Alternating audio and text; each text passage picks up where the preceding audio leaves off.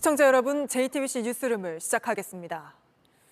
집권 여당 국민의힘의 새 대표를 뽑는 전당대회가 선을 넘는 비방전으로 지지자들의 눈살까지 찌푸리게 하고 있습니다. 당 내부에서조차 이러다 당 쪼개진다는 우려가 커지자 급기야 당 선거관리위원회가 원희룡, 한동훈 두 후보에게 주의 및 시정명령 조치까지 내렸습니다. 하지만 이런 조치에도 불구하고 오늘 합동연설회에서도 비방은 또 이어졌습니다. 먼저 하예빈 기자입니다. 추경호 국민의힘 원내대표가 전당대회 상황에 공개적으로 우려를 표했습니다. 국민들께 제일 걱정을 많이 끼쳐드리고 있는 것이 대한축구협회와 국민의힘 전당대회라는 말이 들려옵니다. 후보자뿐만 아니라 그 주변인 캠프에서도 갈등을 부추기는 것 아니냐. 최근 대한축구협회에서 홍명보 감독 선임을 놓고 전 현직 관계자들의 폭로가 나오는 등 갈등이 커지고 있는데 전당대회가 그에 못지 않다는 겁니다. 김건희 여사의 문자 논란에 총선 당시 사천 논란까지 불거지면서 최근 한동훈 후보와 원희룡 후보 사이엔 거친 공방이 오가고 있습니다. 우리 한동훈 후보의 가족을 포함한 그 주변의 인간관계들 이 외에는 설명이 되지도 않고 아는 사람이 아무도 거잖아요. 그러면 당무감찰 같이 받으시겠습니까? 지금 얘기하시란 말이에요. 아니, 지금 선거 얘기하면 앞두고 그냥 오물을 뿌리시는 전부 거잖아요. 당내에서 심각한 우려의 목소리가 나왔습니다. 4선의 이종배 의원은 소셜미디어에 전당대회가 비난과 내탁 공방, 마타도어로 점철되고 있다며 당의 분열과 붕괴를 야기하고 있다고 꼬집었습니다. 결국 당 선거관리위원회는 오늘 한 후보와 원 후보 캠프에 공문을 보내 주의 및 시정명령 조치를 했습니다. 이보다 높은 경고 조치가 내려지면 연설회나 토론 등 공식 일정에 참여할 수 없습니다. 오늘 이 시간부로 자중하시고 멀리 내다보시고 인내와 관용으로 우리 국민들을 안심시키는 그런 토론을 해 주십사. 당 윤리위원회 역시 내일 오전 간담회를 열고 후보자들 간 비방 논란을 논의하겠다고 밝혔습니다. JTBC 하예빈입니다. 이런 와중에 세 번째 합동연설회가 보수의 심장이라 불리는 대구에서 열렸습니다. 한풀 꺾이기는 했습니다만 상대 후보를 겨냥한 공세는 여전했습니다. 유정화 기자입니다. 당대표 후보들이 들어서자 연설회장의 응원 열기는 한층 달아올랐습니다.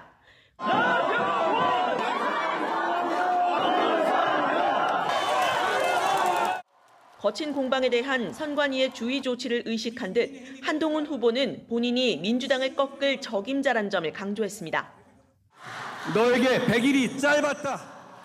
너라면 이재명 민주당을 꺾을 수 있을 것 같다. 저에게 기회를 주십시오. 반면 여론조사에서 1위를 하고 있는 한 후보에 대한 견제는 이어졌습니다. 원희룡 후보는 한 후보가 제안한 제3자 추천 최상병 특검법이 대통령 탄핵으로 이어질 수 있다며 배신자 프레임을 내걸었습니다. 최상병 특검 여러분 뭐겠습니까? 뭐라도 걸어서 대통령 탄핵해 보겠다는 거 아닙니까? 적과 화해를 주선하는 자가 있다면 바로 그가 배신자다. 나경원 후보는 김건희 여사 문자를 언급하며 한 후보와 원 후보 모두를 겨냥했습니다. 자기 살자고 당무 개입이니 국정농단이니 그런 후보 되면 당정 파탄입니다, 여러분. 또 있습니다. 용산에 맹종하는 후보 절대 안 됩니다. 윤상현 후보는 줄 세우기 정치를 강하게 비판하며 보수 혁명이 필요하다고 주장했습니다. 줄 세우고 오다 정치하고 계부 정치하는 것이야말로 이 당의 썩은 기득권이 그분들이야말로 우리 당의 독버섯 힘을 꼭 기억하여 주십시오. 이곳 대구 경북 지역에는 국민의힘 당원 20% 이상이 몰려 있어 오늘 합동 연설회가 당심의 향배를 가를 동수령이 될 것으로 보입니다. JTBC 유정화입니다. 네, 이어서 국민의힘을 취재하고 있는 정재훈 기자와 스튜디오에서 좀 더 이야기 나눠보겠습니다. 자, 정 기자, 전당대회가 급기야 선관위가 나서서 제재할 정도로 진흙탕 싸움으로 가고 있습니다. 네, 이 원희룡 후보 측에서 한동훈 후보에 대해서 집중 공격을 하고 있는 상황인데요. 어제 2차 TV 토론에서도 격한 발언이 오고 갔는데 영상을 준비해봤습니다. 한번 보고 오시죠. 지금 제가 구체적인 사실관계를 얘기하면 우리 다 가까운 분들인데 뭐 증거 조작하실 겁니까? 다 부인할 거 아닙니까? 그래서 저는 자, 당무 감찰을 그냥 하면 아무런 근거 다 없이 밝히겠습니다. 아무런 그런 근거 없이 말씀하시는 건데 저는 오히려 김의겸 씨는 녹음이라도 틀었어요. 저는 원희룡 후보가 김의겸 후보보다 더 못한 것 같아요. 제 처가 공천에 관여했다. Yes or no? 제가 언제 그렇게 특정을 했습니까? 저와 가장 가까운 가족. 아니요. 그 부분에 대해서는 말씀하세요. 당무 감찰이 있으면 그 안에서 제가 정확한 저의 사실관계를 JTBC의 얘기하겠습니다. 인터뷰를 보세요. 가장 가까운 가족이 공천에 논의했다는 거잖아요. 그 말씀 원 후보님 육성 아니었습니까? 육성인데요. 가장 가까운 가족이 한 명밖에 없습니까요? 제 주도권입니다. 오늘 여론 조성팀 보도된 거 보셨죠? 저랑 무관한 얘기입니다. 제가 무슨 거기에 관련된 부분 맨날 수사만 하다 보니까 취조당해 보니까 좀 당황스러우시죠? 자, 진짜 급해서 그러시는 건 알겠는데요. 예. 또 흥분하지 마시고 차분히 하세요. 네, 이렇게 전당대회가 난타전이 된 게 김건희 여사 문자 논란부터였던 것 같은데 그 이후에 후보들 지지율 변화는 좀 어땠습니까? 네, 그래프를 보면서 말씀드리겠습니다. 일단 결론적으로 보면 김건희 여사 문자 논란이 불거진 이후에 한동훈 후보의 지지율이 더 올랐습니다. 네. 2주 전과 비교했을 때보다도 7%포인트 더 오른 건데요. 이건 국민의힘 지지자와 무당층을 기준으로 한 그래프입니다. 특히 무당층에서 한 후보를 선택한 비율은 2주 전보다 거의 2배 늘어났습니다. 네. 문자 무시 논란을 이용해선 한 후보를 집중 공격한 이 원 후보는 지지율이 떨어진 걸로 나타났는데요. 네거티브 전략이 오히려 역효과가 된 셈입니다. 네, 근데 이게 전당대회가 아니라 분당대회가 됐다는 말까지 당내에서 나오고 있던데 전당대회가 끝나면 당내 분위기 좀 어떻게 될 걸로 보입니까? 네, 그래서 전당대회 이유를 걱정하는 당 내부의 우려 목소리가 나오고 있습니다.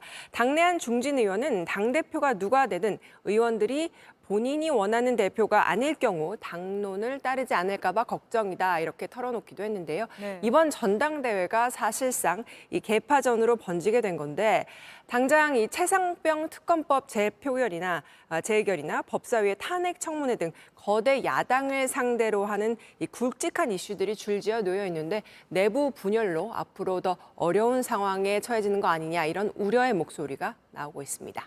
네, 알겠습니다. 여기까지 들어보겠습니다. 정재훈 기자였습니다. 네, 이제 일주일 뒤면 최상병 순직 일주기입니다.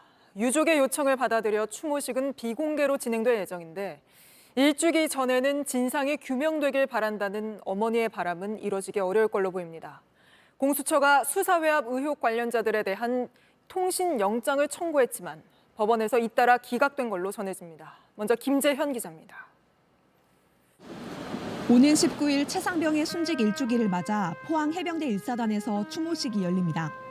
김계환 해병대 사령관이 추모식을 주관하고 최상병 유가족과 동료를 비롯한 1사단 관계자들이 참석할 예정입니다.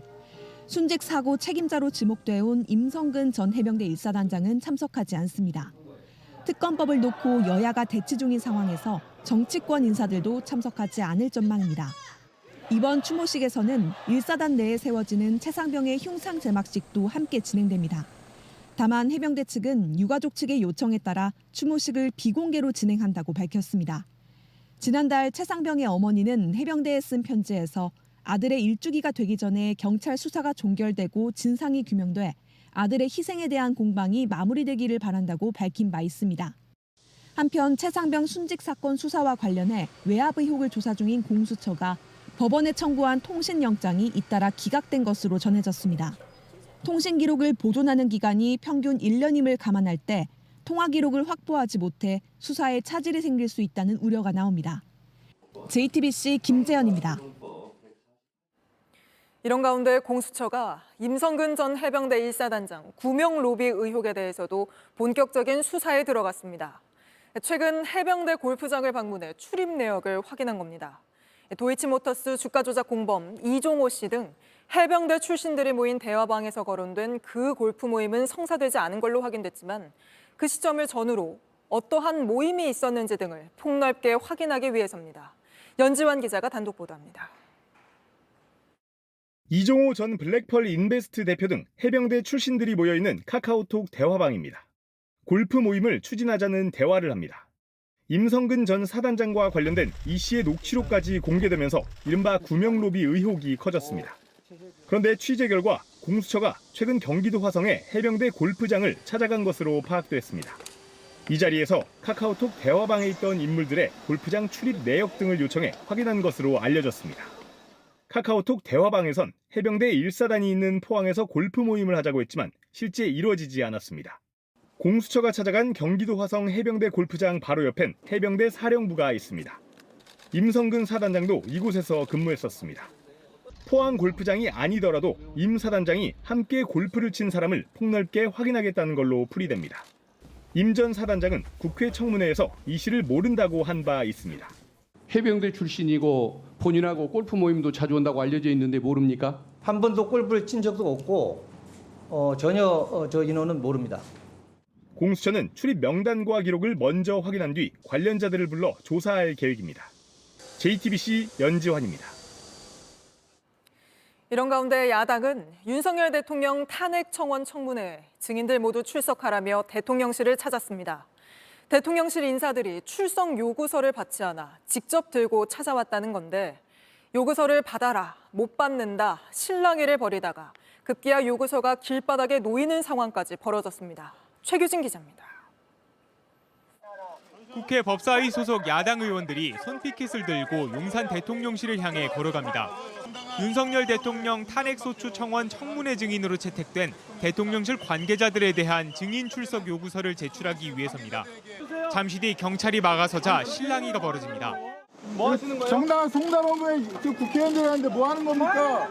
대통령실은 합법적인 절차가 아니라며 접수를 거부했습니다. 야당 의원들은 출석 요구서를 고의로 거부하는 건 범죄 행위라고 맞섰습니다. 합법적이지 않은 절차에 이게 왜 합법적이지 않습니까? 국회 법사위에서 정식으로 의결해서 온 겁니다. 40여 분간 대치한 끝에 의원들이 안내실로 들어가 서류를 놓고 나왔지만 대통령실 관계자가 가지고 나와 도로 위에 놓고 갔습니다. 받을 수가 없는 상황입니다. 저희가 받을 권한도 없고요. 이게 뭐 하는 짓입니까 지금? 대통령실이 접수한 서류를 이 바닥에 내팽개쳤습니다. 이건 명백히 범죄 행위입니다. 민주당은 출석 요구서 자체는 이미 송달된 것이라며 증인들이 청문회에 반드시 출석해야 한다고 주장했습니다. 대통령실 증인들은 범죄 행위를 당장 중단하고 19일, 26일 예정된 청문회에 반드시 출석하십시오. 국민의힘은 청문회 자체가 위법이라며 증인 채택도 원천 무효라고 주장했습니다. 대통령실까지 우르르 찾아가서 증인 출석 요구서를 들이밀겠다는 것은 스토킹에 가까운 갑질입니다. 국민의힘은 헌법재판소에 권한쟁의 심판을 청구하고 결과가 나올 때까지 청문회 관련 조치의 효력을 정지해달라고 요구했습니다. JTBC 최규진입니다. 내년 최저임금이 만 30원으로 결정되면서 37년 만에 처음으로 만 원을 넘어서게 됐습니다. 하지만 인상률로 보면 역대 두 번째로 낮은 것인데다가 물가가 워낙 가파르게 오르고 있어 오히려 실질 임금은 줄어든 거란 비판이 노동계에서 나오고 있습니다. 먼저 성하선 기자가 노동자들의 목소리부터 전해드립니다.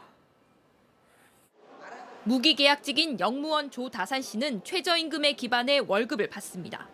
어디 가서 지금 점심 식비만 해도 기본 만 원 넘는 데가 많아갖고 고정비용, 이제 월세, 관리비, 보험료, 핸드폰비 하다 보면은 남는 게 하나도 없어요.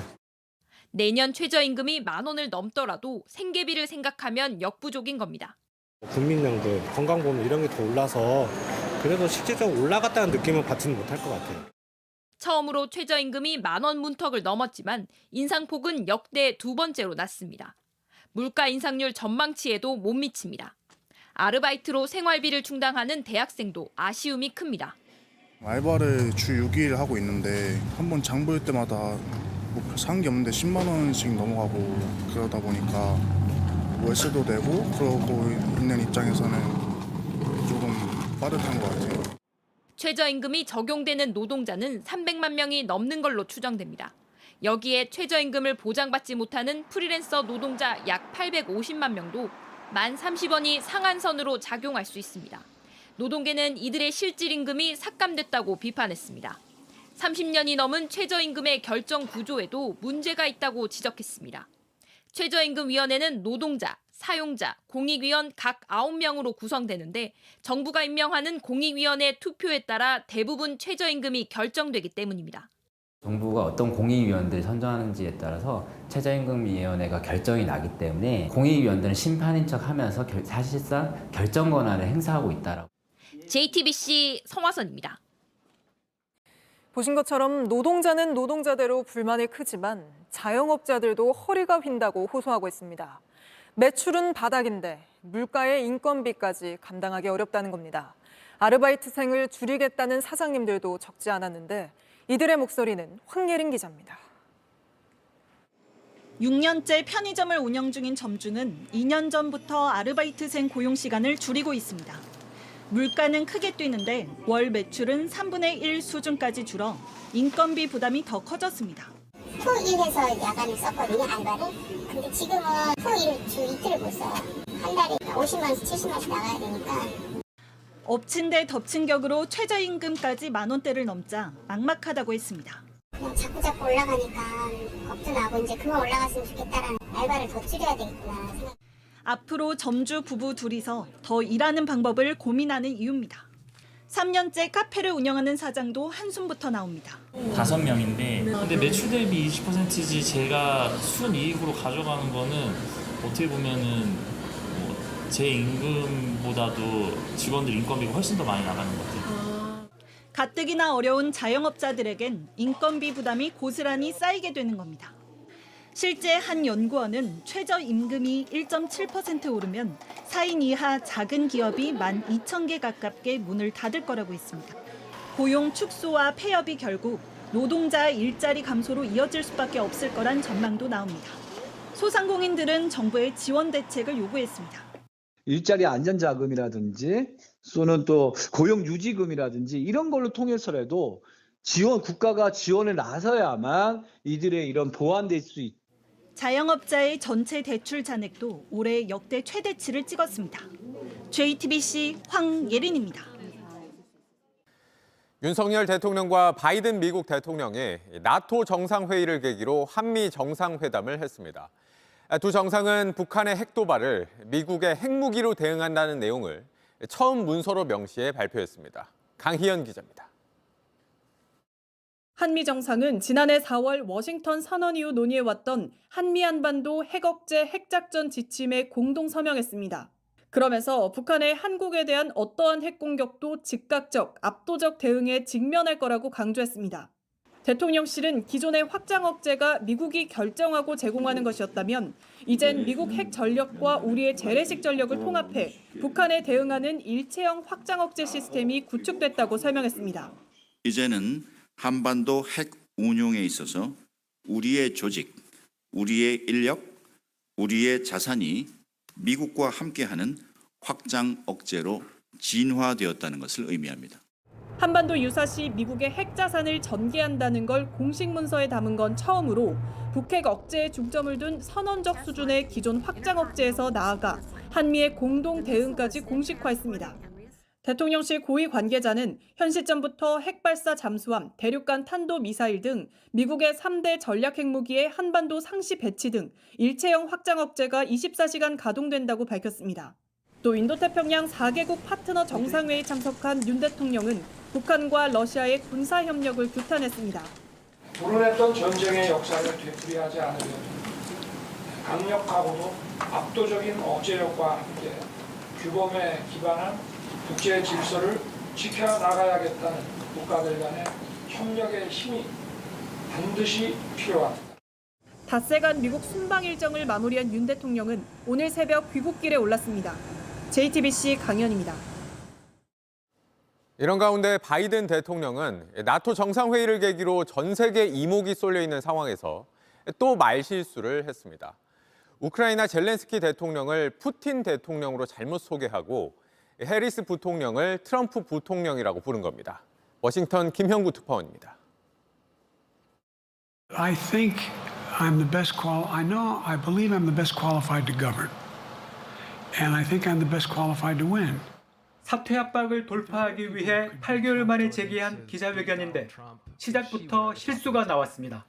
Look, I wouldn't have picked Vice President Trump to be Vice President that I think she was not qualified to be president. 카멀라 해리스 부통령을 트럼프로 잘못 말한 겁니다. 북한을 거론해야 할 대목에서는 한국을 언급하다 바로잡았습니다. It is a concern that you have both China, North Korea, Russia, Iran. 필요하다면 신경 검사를 받을 의향이 있다며 건강 우려를 일축했지만 회견을 시작한 지 3분 만에 마른 기침이 반복됐습니다. Running for office. The considerance. Article 5 is 기자회견에 앞서 열린 한 행사에서도 실수가 있었습니다. Ladies and gentlemen, President Putin. President Putin. We're going to beat President Putin. President Zelensky. 다만 외교 현안 등에선 전문적 식견을 드러내기도 했습니다. 현지에서는 후보 사퇴론에 기름을 부을 만한 사고는 없었지만 그렇다고 이를 뒤집기에도 부족했다는 평가가 나왔습니다.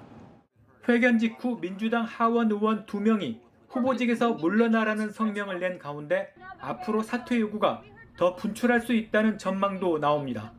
특히 민주당 내 영향력이 가장 큰 버락 오바마 전 대통령과 낸시 펠로시 전 하원 의장이 바이든의 대선 경쟁력에 비공개로 우려를 표했다는 CNN 보도가 나오는 등 대선 패배에 대한 위기감이 커지고 있습니다. 워싱턴에서 JTBC 김형구입니다. 네, 계속해서 폭우 피해 소식입니다. 나흘간 쏟아진 비에 축구장 14,000개 크기의 농경지가 물에 잠겼습니다. 당장 출하해야 할 작물들이 못 쓰게 돼 농민들이 손해를 고스란히 감당해야 하는 상황입니다. 이은진 기자가 취재했습니다. 흙탕물이 비닐하우스 단지에 들어찼습니다. 둥그런 지붕들만 물 밖에 나와 있습니다. 고금 택시도 여기서 수박을 키웠습니다. 사람 머리보다 컸던 수박들. 지금은 흙에 반쯤 처박힌 채 썩고 있습니다. 비가 앞도 안 보이고 한두 시간 내에 엄청 퍼붓으니까 물 감당을 못 하겠더라고. 곧 내다 팔기로 계약금까지 받아둔 만통이 다 못 쓰게 됐습니다. 막연하지. 어떻게 살아야 될지 그런다고 해서 누가 도와주는 것도 아니고. 지난해에 이은 물난리에 농사 짓는 게 겁이 날 지경입니다. 기계실도 좀 다 잠기고. 역시 1년 전에도 물에 잠겼던 양계장입니다. 그 닭 7만 5천 마리 다 폐사되고 그거 치우는 데만 해도 4달이 걸렸어요. 이제야 다시 닭 기를 수 있을 만큼 정리했는데 다시 엉망이 된 겁니다. 지난 7일부터 나흘간 내린 비에 전국 농경지 1,341헥타르가 침수됐습니다. 축구장 14,000개가 넘는 면적입니다. 충남과 경북, 전북 순으로 피해가 심했습니다. 정부가 특별 재난 지역 선포를 검토하고 있지만 피해를 온전히 보상받기는 어렵습니다. 이게 하루 지나면은 포도 나무 뿌리가 썩걸랑요. 이거 갖고 이제 먹고 사는데 이거마저 없으면은 큰일 났죠, 우리는. 기후 변화로 폭우가 더 잦아질 거란 전망에 농가의 걱정은 커지고 있습니다. JTBC 이은진입니다. 폭우로 충남 논산의 오피스텔 승강기가 침수되면서 남성 한 명이 숨지는 사고가 났었죠.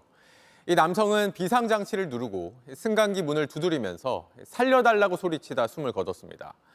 그런데 저희가 취재해보니 이 승강기는 사고 이전부터 비상장치 불량 지적을 받아왔습니다. 정영재 기자가 취재했습니다. 자동차 드나드는 통로로는 물이 흘러내리고 계단으로도 왈칵 쏟아집니다. 주차장 수위가 조금씩 높아지고 자동차 바퀴는 반쯤 잠깁니다.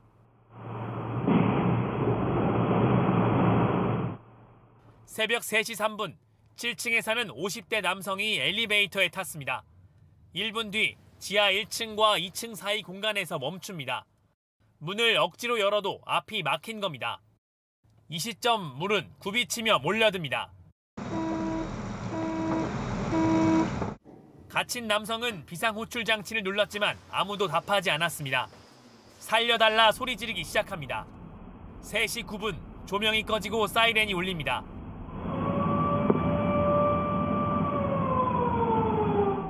이 순간에도 남성은 소리치고 있었습니다.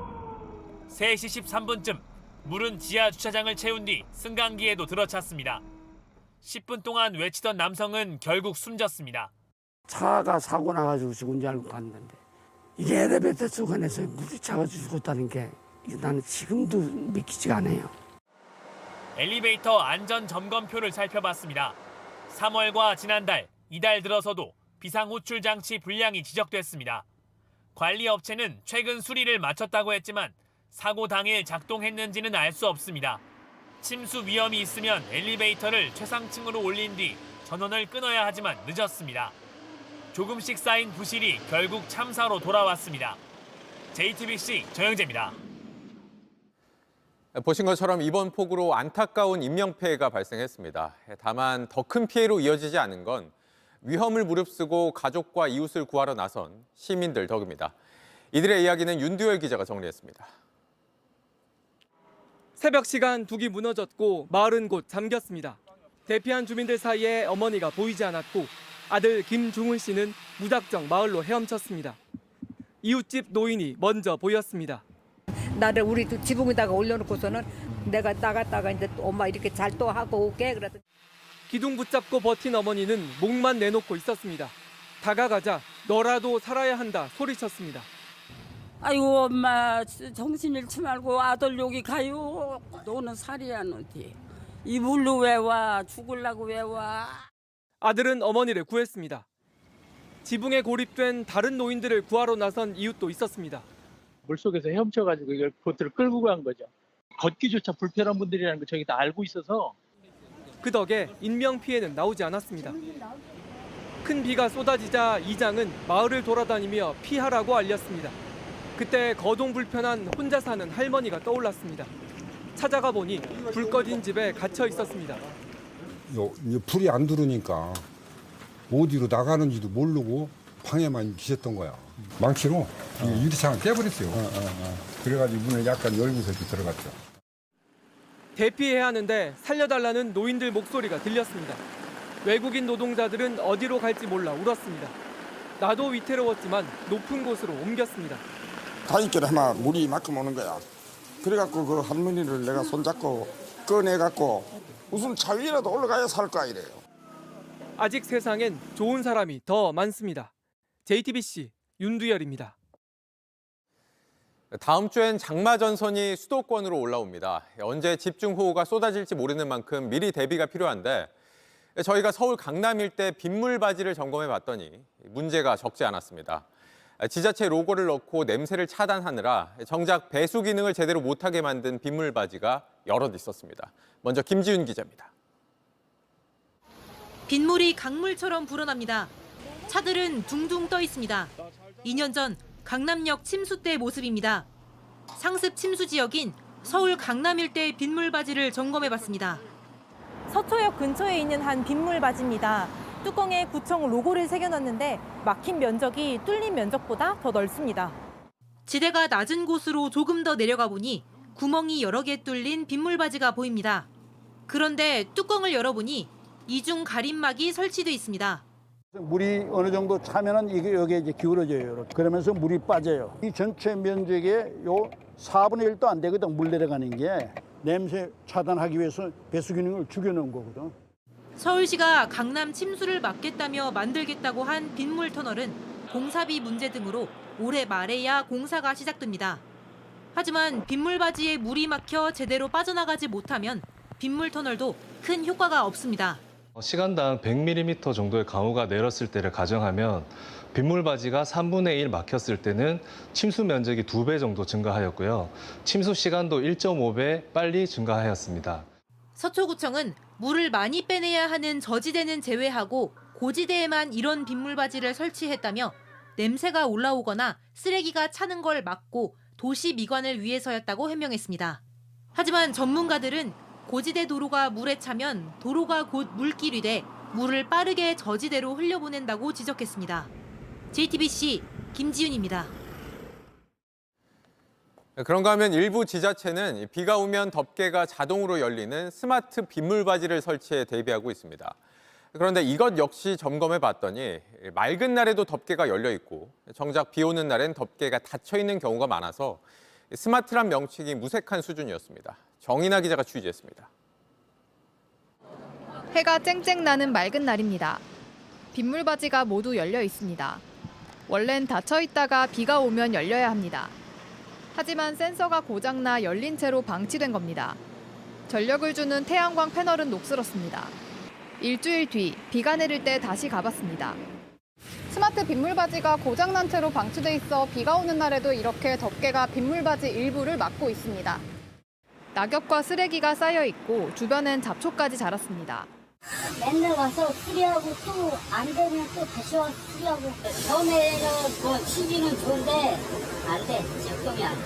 작동이 되면은 우리가 그냥 냄새 같은 거 이런 것도 뭐 신경을 안 쓰겠는데 서울 금천구 등 일부 지자체는 지난 2019년부터 스마트 빗물바지를 도입했습니다.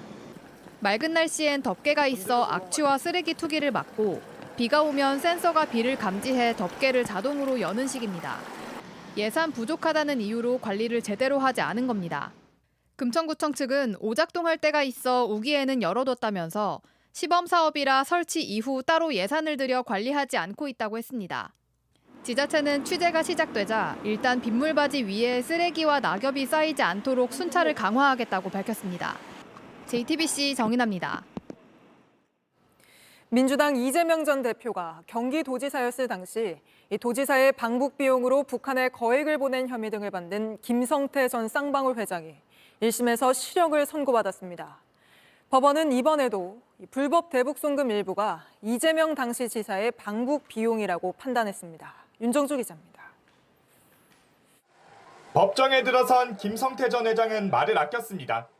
검찰이 3년 6개월 구형했는데 그거에 대해서 좀 어떻게 잘 처방받고 잘 나오겠습니다. 김 전 회장은 지난 2019년 북한에 800만 달러, 우리 돈 약 100억 원을 보냈습니다. 검찰은 이 돈이 경기도의 북한 스마트팜 지원 사업비와 당시 도지사인 이재명 전 대표 방북 비용이라고 봤습니다. 대신 김 전 회장은 대북 사업 우선권 등 경제적 이익을 약속받은 걸로 파악했습니다.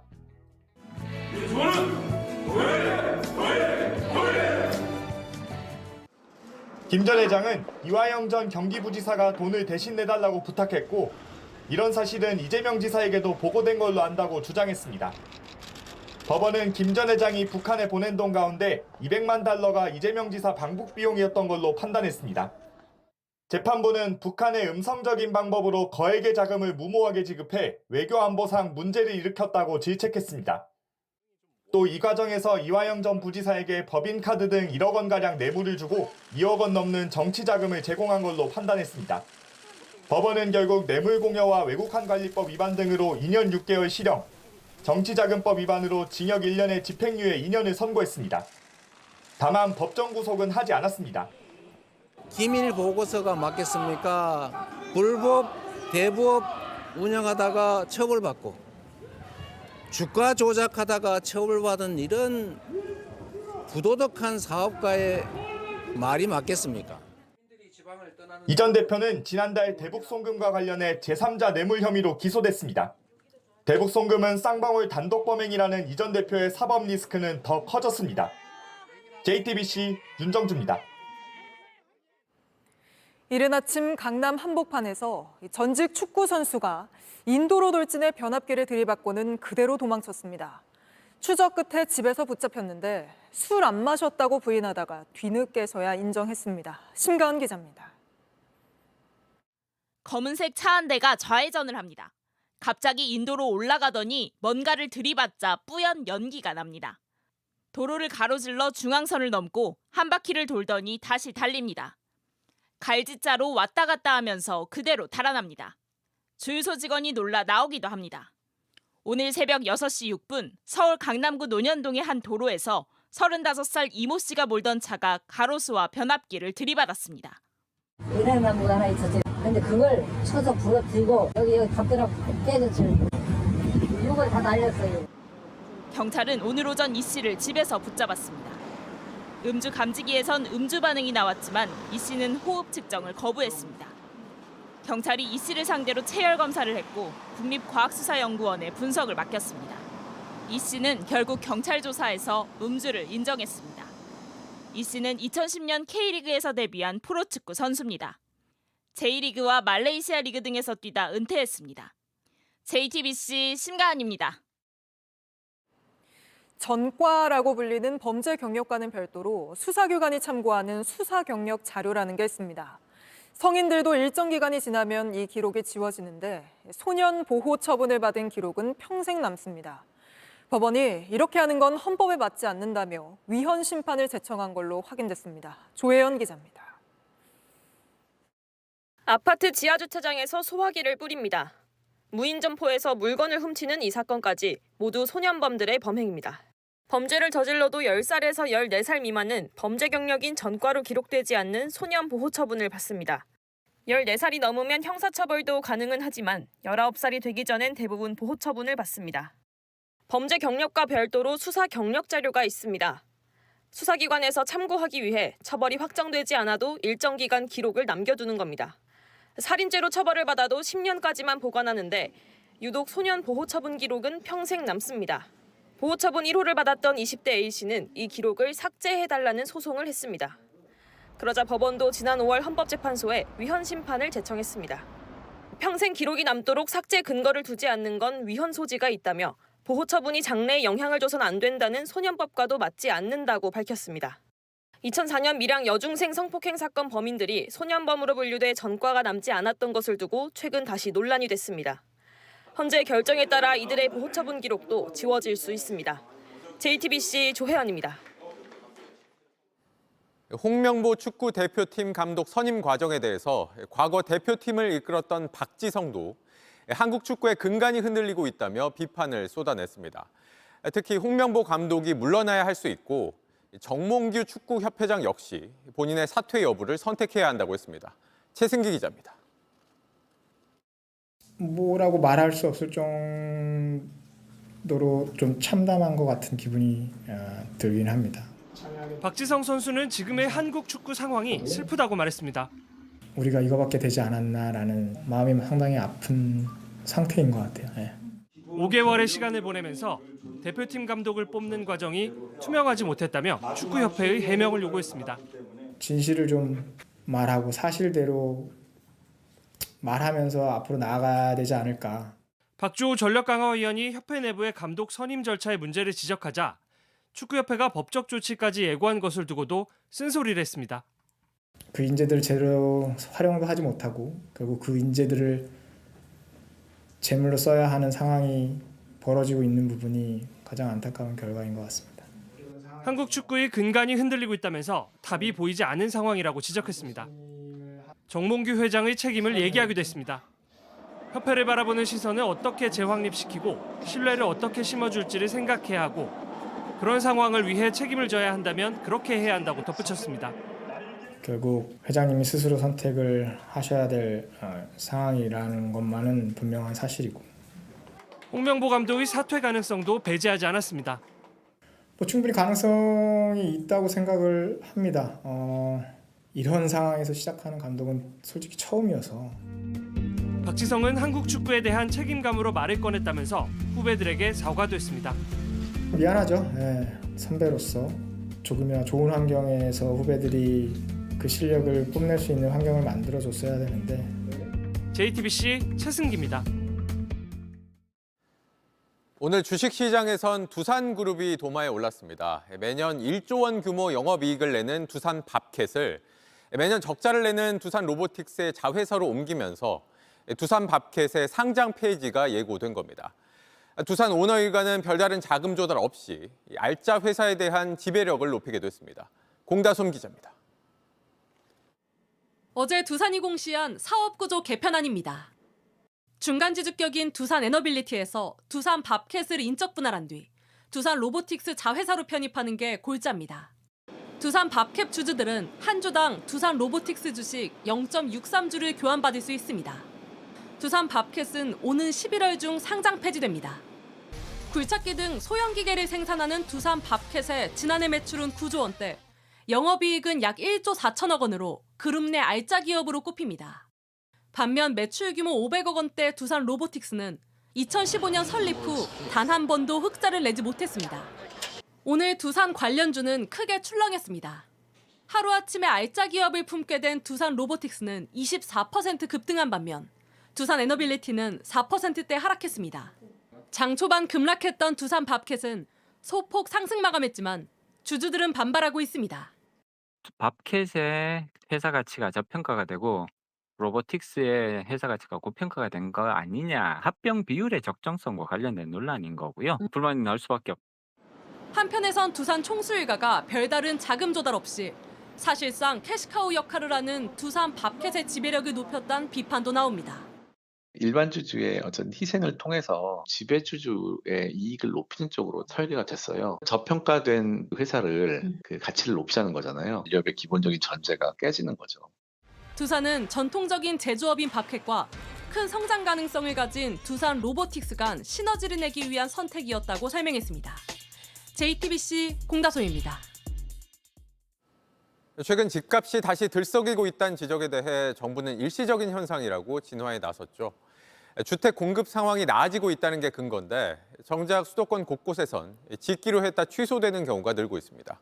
이상화 기자입니다. 부동산이 호황이던 3년 전 한 건설사가 LH로부터 3천억 원에 낙찰받은 인천 영종 하늘도시의 주상복합 아파트 부지입니다. 49층 건물을 올려 1,300여 가구를 공급할 계획이었는데 최근 해당 건설사는 계약금 300억 원을 포기하고 사업을 접었습니다. 사업성이나 리스크 측면에서 불확실성이 크다라고 판단을 했기 때문에 비슷한 이유로 곳곳에선 사전 청약 취소도 잇따르고 있습니다. 문자 한 통에 내 집 마련 꿈이 물거품이 된 사람들은 거리로 나왔습니다. 어떻게 이렇게 아무 책임도 안 지고 시행사 역시도 문자 한 통만 보내면 끝인 것처럼. 이렇게 취소된 곳은 올해만 벌써 1,500여 가구. 시행사들은 부동산 경기가 악화되며 아파트 건설이 현실적으로 어려워졌다고 말합니다. 정부는 공급 상황이 나아지고 있다고 평가합니다. 착공 물량도 지난 4월, 5월 2개월 연속해서 지난해 동기 대비 큰 폭으로 증가하였습니다. 성과가 나오는 것이 아닌가라고 스스로 자평을 해봅니다. 하지만 정부 공급 목표 달성률은 현재까지 절반 수준에 그쳤습니다. 정부는 지난해부터 2년간 전국에 101만 가구를 공급하겠다고 했지만 실제 공급 물량은 51만 가구입니다. 가파른 부동산 가격 상승세에 공급도 차질을 빚는 상황에서 정부는 하반기 3기 신도시에 희망을 걸고 있습니다. JTBC 이상화입니다.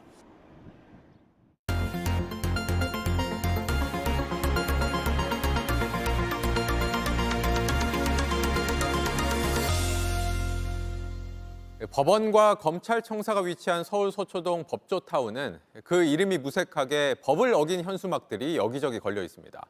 원색적인 비난과 혐오 표현으로 공해 수준이 되어버린 불법 현수막. 현장 모습을 밀착 카메라 정희윤 기자가 취재했습니다. 길 건너편이 제대로 보이지 않을 정도로 현수막이 어지럽게 걸려 있습니다. 뭘 말하고 싶은 건지 선뜻 알기 어려운 것도 적지 않습니다.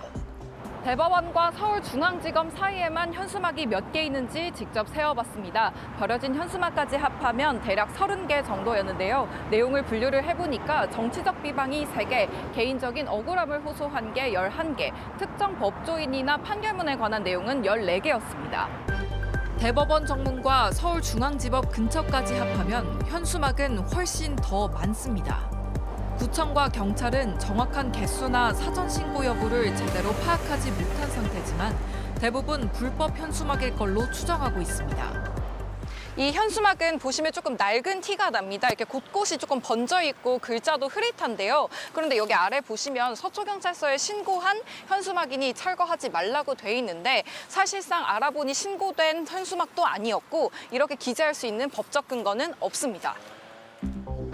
시민들은 대부분 부정적인 반응입니다. 인신 공격이죠. 네, 표현의 자유라고 하기에는 너무 심하고 한쪽에 치우친 얘기라서 그리고 이런 걸 왜 단속 안 하나 몰라요? 되게 많은데. 안 좋게 보는 사람들이 이렇게 많은데 왜 이렇게 현수막을 걸어놓는 건지 취재해달라는 시민들도 많았습니다. 그래서 직접 물어봤습니다. 마치 혈서처럼 보이는 조금 무서운 현수막도 곳곳에 있습니다. 실제 혈서인지는 모르겠지만 이렇게 혈서처럼 쓴 느낌을 조금 주려고 한 것 같은데요. 무슨 문장인지 사실 제대로 읽히지는 않는데 조금 특이한 거는 이렇게 개인 연락처를 적어놨다는 겁니다. 제가 바로 한번 전화해 보겠습니다. 많이 억울해가지고 선생님 몸은 죽어서 손을 꺾임을 당했는데 또 다른 현수막 주인은 어쩔 수 없는 선택이라고 말했습니다. 현수막을 붙여놓은 게 한 법원이 잘못이죠. 그런 일이 제대로 되면은 이렇게 걸을 필요가 없잖아요. 저희는 약자잖아요. 특정인의 실명과 얼굴 사진을 넣은 시위자에겐 자칫 명예훼손 우려가 있지 않냐고 물었습니다. 이분은 대법원의 수장이잖아요. 그러면 당연히 책임을 지셔야죠. 내건 사람은 주장을 알리기 위함이라는데 정작 현수막 내용에 주목하는 시민은 거의 없어 보였습니다. 많이 보는데 읽어보지도 않아요. 우리나라가 지금 선진국 내일인데 어떻게 그렇게 지저분하게 하냐고. 경찰은 시위자에게 자진 철거를 요청하고 있지만 쉽지 않다고 했고 철거를 담당하는 구청은 조만간 날을 잡아 일괄 정비하겠다고 설명했습니다. 취재하는 내내 고민이 참 많았습니다. 이 무질서한 현수막들 사이엔 분명 법의 보호조차 받지 못한 억울한 사람들의 처절한 목소리가 섞여 있기 때문입니다. 여러분은 어떻게 생각하시나요? 소리 없는 아우성이 가득한 이 법조타운에서 밀착 카메라 정희윤입니다.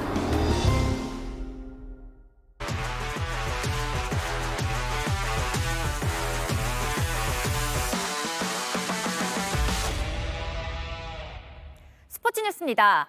눈 깜짝할 사이에 공보다 빠르게 도착합니다. 이 정도면 육상 선수 아닌가요?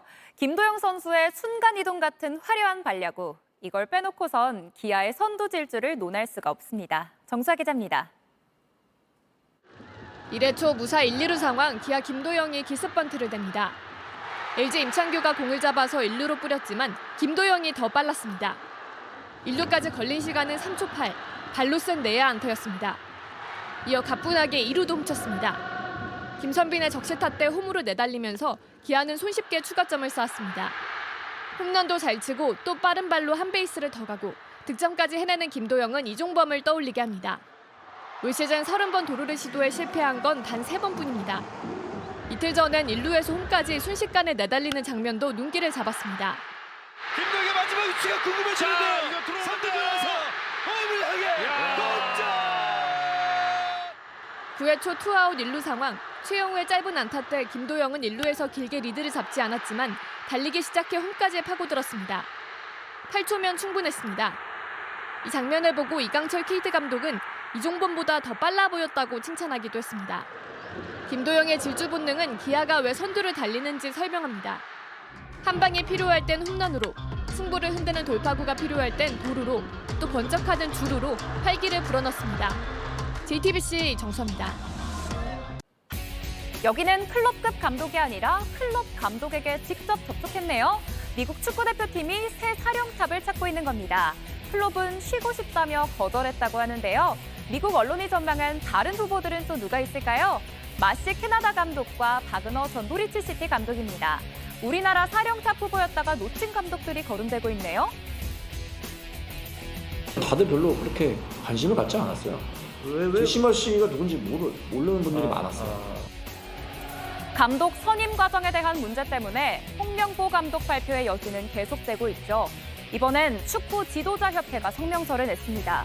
홍 감독 선임은 비상식적이라며 절차적 정당성을 문제 삼았는데 이렇게 협회는 정몽규 대한축구협회장의 사퇴를 촉구했습니다. 네, 저도 진짜 상상을 진짜 많이 하는 편이어가지고 막 샴페인을 태워서 흔들면서 들어오고 싶다는 생각도 하고. 기분 좋은 상상으로 풀어낸 출사표 어떤가요? 금메달을 꼭 따겠다. 이런 비장한 각오보다 더 신선하고 어쩐지 낭만도 느껴지죠? 배드민턴 안세영 선수는 지난 올림픽 8강에서 패했던 중국의 천이페이를 향해서 이런 말도 남겼습니다. 준비한 걸 다 보여줄 테니 딱 기다려라. 2주 앞으로 다가온 파리올림픽, 안세영의 멋진 출사표가 진짜 현실이 되길 응원하겠습니다. 엉겨붙은 관중을 헤치며 올라가는 이 선수, 우루과이의 공격수 누니에스인데요. 화가 잔뜩 난 상태로 4m가 넘는 벽을 타고 올라가서 팬들과 주먹 다짐을 한 겁니다. 콜롬비아 팬들이 자신의 가족을 조롱했기 때문이라는데요. 화가 난 건 누니에스뿐만이 아니었습니다. 있는 힘껏 물병을 집어던지는 벤탄쿠르도 포착됐습니다. 손흥민 선수의 토트넘 동료이자 동양인들은 다 똑같이 생겼다는 인종차별로 구설수에 오른 선수죠. 가족을 지키려 했다는 변명에도 폭력은 인정될 수 없습니다. 따라서 우루과이 선수들은 징계 절차를 밟게 됐습니다.